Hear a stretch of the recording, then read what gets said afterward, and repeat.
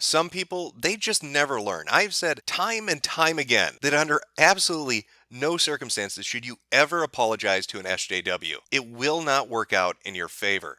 And we've seen countless real-world examples of this play themselves out now over the last few years to help highlight that very point. It does not matter how genuine the apology is. It does not matter how actually remorseful you may be. They will continue to be offended. But like a shark smelling blood in the water, once they see that little bit of weakness, once they see you subjugate and sublimate yourself, they're going to go in for the kill. They are going to latch on with their fucking teeth. And they're going to yank and rip until they pull a limb off, because that is the nature of the beast. Snowflakes can never be satisfied, and trying to do so is folly. You will only open yourself up for even more trouble than you may have been in before. And what do you know? The perfect example of this just recently happened. It happened in the last few days, and I wanted to show it to you. I wanted to share it with the people watching so they can get a really good idea of why you should never try to appease these sorts of people. Now, a few days ago, a video was uploaded, and I'll have a link to it in the description if you want to go check it out. It's a fairly short video, about 3.5 minutes long, entitled "One of the Many Faces of Racism in America." And the video centers around a protest that's going on, and it gets interrupted by an individual who comes in and he says very hurtful, mean things. He says the no, naughty, racist words that nobody wants to hear in America anymore. Now, the video itself is fairly benign. There's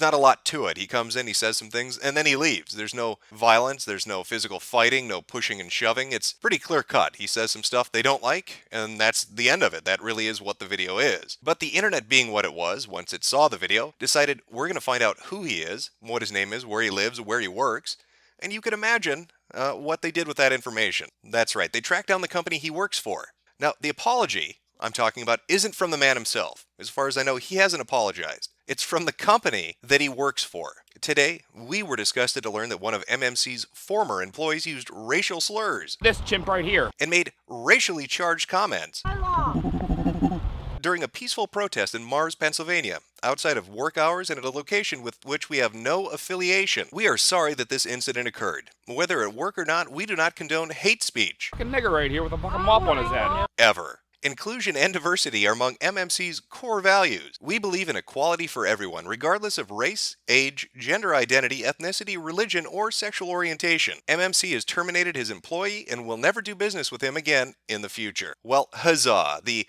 offended people of the internet should be happy. I mean, after all, they found out who this man was, they found out where he worked, and they alerted the company. And within hours, and I do mean within hours, the company not only fired him, but put up this public statement saying he does not reflect our core value. So that should be the end of the story, right? I mean, everybody should be satisfied. They got exactly what they wanted. This company has done exactly what the people who were upset by that video could have wanted. Of course not. This is where the snowflake mentality really kicks into high gear, because you're going to see in the reaction to this post exactly what I'm talking about when I say you should never apologize to these people. Now, the company didn't do anything wrong. The company didn't go out and make these statements. The company didn't offend people on the internet. This is just a guy that works for them. So let's see what the reaction they got was. I'm sure it's completely fucking reasonable. Lori Miller writes, "Although I am glad that this man was dismissed and was stunned by the content of the video, I have to question, with the boldness and ignorance so readily spewed upon innocent protesters, was there really no previous indicators of racism? And if there were, would coworkers please be fearless and come forth and reveal some practices of management that turned a deaf ear? This is 2016, and the content I heard is indicative of violence of a previous era. Come on, it is the current year. Clearly, there has to be more to this story. I mean, obviously, this man said something off of work hours and at a location not associated with work, but for some reason, the workplace must know more than they're letting on. Let's see if Lori Miller can dig to the bottom of that. Let's see what our little detective can find. She continues, "I would like to know exactly what MMC land management policy entailed as far as diversity, considering this debacle that has occurred. If this individual can repeatedly make ape-like sounds towards protesters, it makes me think that perhaps he never had an opportunity to work alongside an individual of color or a disability. You hear that, MMC? You obviously don't have a diverse enough workforce to have allowed such a racist to exist. And the only cure for this is to implement a quota. We need more black people in MMC land management. And apparently we need more disabled people too, because according to Lori Miller, people of color and the disabled are pretty much the same."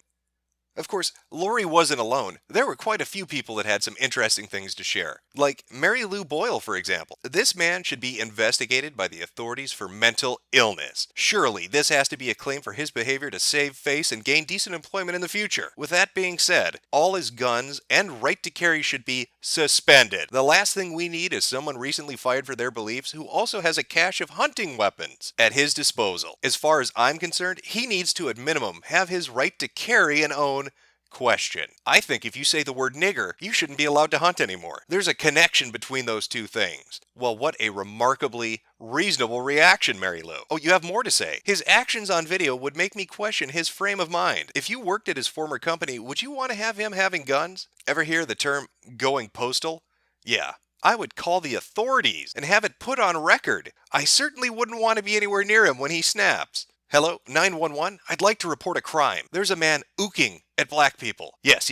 If you could send at least 5 squad cars, I think he might have weapons. Yes, I'm certain. He is ooking in the first degree. Please, for the love of God, get SWAT down here. She finishes up with, actually, when someone reports him for suspicious behavior, it is mandatory they do a well check. And if I were the issuing authority for that right to carry license and saw that video, I would have explaining to do if I didn't do my due diligence and investigate. So let's sum up what Mary Lou is saying here. A man goes to a protest outside of work hours, not on the clock, not with the company, just a guy going to a protest. Walks up to a few people, says the word nigger, and ooks. Now, in her world, ooking at somebody must mean that you are about to plan out a methodical attack. You are going to go postal and fucking murder everybody. And so she doesn't just want to have his rights revoked to own or carry a weapon. She wants the authorities involved. Because it's not good enough that he just got fired. We need to take his weapons too. Maybe Mary Lou would advocate, taking back his assault home. And I hear he might have an assault car too.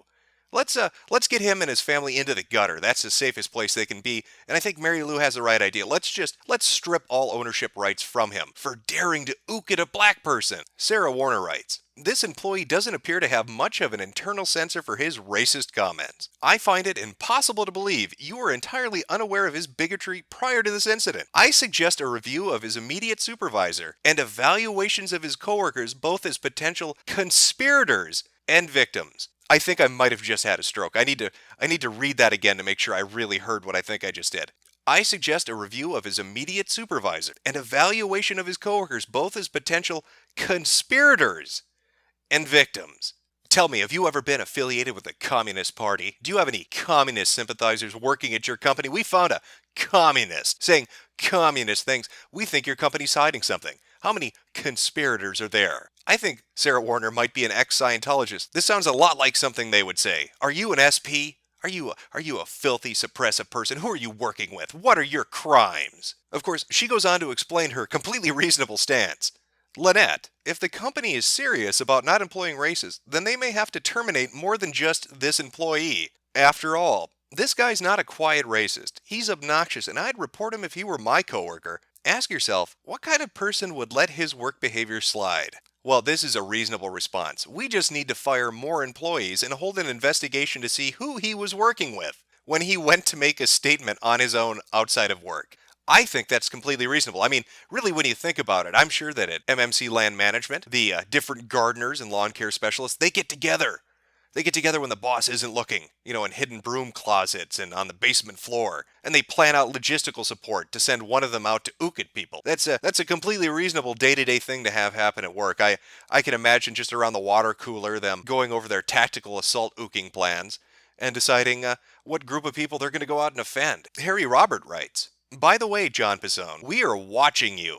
And I think employment possibilities for you are quite limited now. As my 9th grade reacher, a grade you've never accomplished, we cannot hold you responsible for what you think, but when you say it, we will hold you responsible. And to say this in 2015, in front of a camera provides just how stupid you are. It is the current year right now. Don't you understand, John Pizzone, that Harry Roberts is a reacher? He reaches people. That's his job.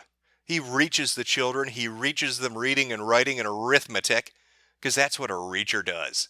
That's right. There's a dedicated group of reachers that exist within society.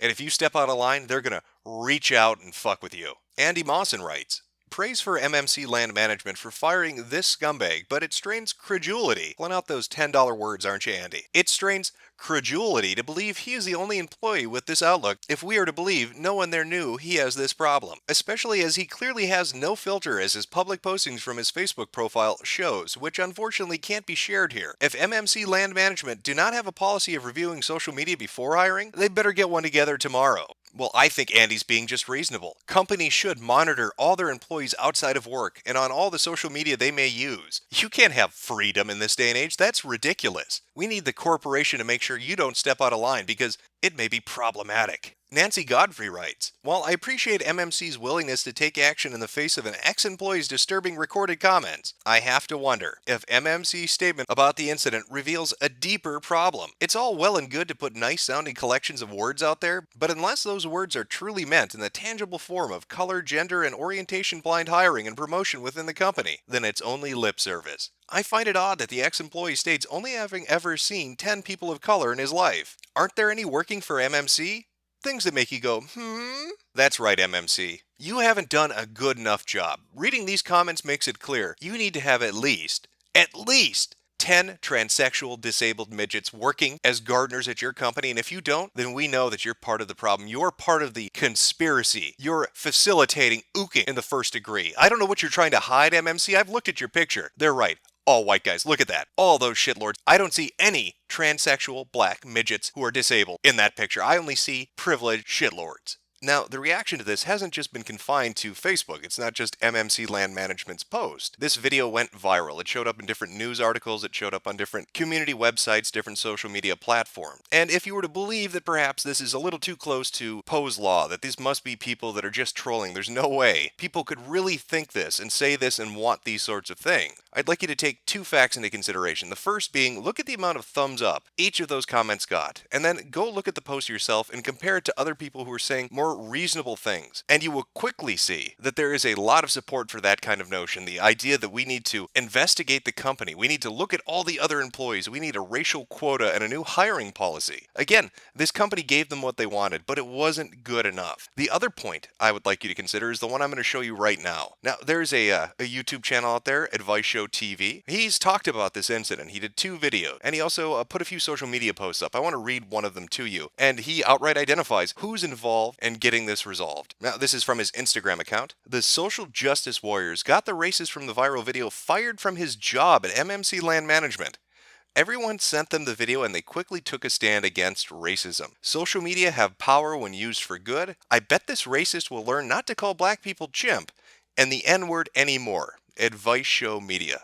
Now, here's an individual who has a large subscriber base who's been following this and done videos on it, and he's outright stating SJWs are the people responsible for getting this guy fired. Now, maybe you're thinking, oh, well, he's a reasonable individual. Maybe he's just upset. Maybe he thinks that this person should be fired because he said something racist and that affects the company, and that's really all there is to it. I'd like you to listen to his stance, and this is from his second video on the subject. Just take a listen to what he says. And any people who like to think like that man, make sure you think before you start calling people names, and even online, because when you do it online and a person really want to get at you, they can find you. It's really not that hard to subpoena your IP addresses and stuff like that to find out who you are. You think you're hiding behind profiles, because I have a website and I'm telling you, every person that go to your website, an IP address is logged. It will track you and they'll find you so quick. That's right. If you go up to the Advice Show TV and you ook at him, he's going to have your IP address subpoenaed. So you pay the price for daring to do that. Think of how insane he is. He thinks he can get a subpoena based off your IP address to compel an ISP to give your identity out to him because you ook at him on the internet. So there's no wonder he's talking about SJWs getting this done. He is an SJW. This is their mentality. This is how they operate.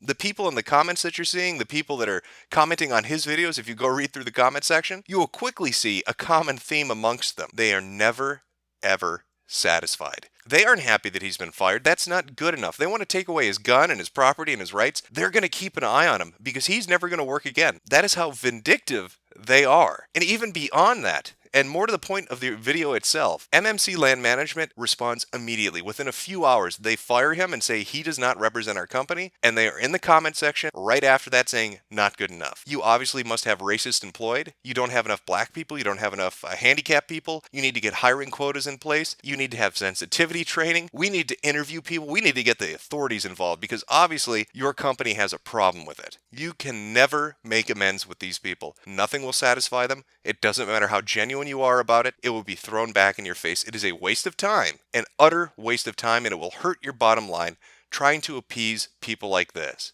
So I hope MMC Land Management helps to highlight this a bit for people. If you find yourself in a situation where SJWs, where the snowflakes are fluttering around you, and they're demanding an apology because you've offended them, don't give in. Don't apologize. It will not work out in your favor.